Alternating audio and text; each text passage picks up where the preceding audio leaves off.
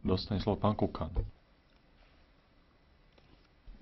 Ďakujem pekne, pán predsedajúci, kolegyne a kolegovia. Rozširovanie Európskej únie je aj naďalej aktuálne.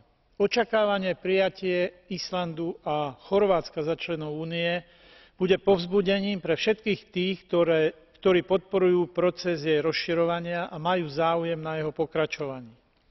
Určite prinesie povzbudenie krajinám Západného Balkánu, a to najmä dnes, v situácii hospodárskej krízy a rastúcej neistoty v regióne. Nedávne dosiahnutie kompromisu medzi Srbskom a štátmi Európskej únie pri prijatí rezolúcie Valného zhromaždenia OSN k poradnému posudku Medzinárodného súdneho dvora v otázke vyhlásenia nezávislosti Kosova potvrdilo potenciál EÚ pri riešení háklivých otázok v regióne.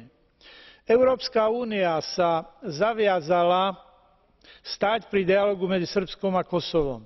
Treba si uvedomiť, že od úspešnosti tohto dialógu závisí nielen trvalá stabilita v regióne, ale tiež kredibilita Európskej únie a jej zahraničnej politiky. Ďakujem. Ďakujem veľmi pekne. A teraz dostane slovo pán Valenca. Ďakujem veľmi pekne. Ja by som chcel povedať, która w zeszłym tygodniu ogłosiła rozwiązanie Narodowej Ligi na rzecz Demokracji oraz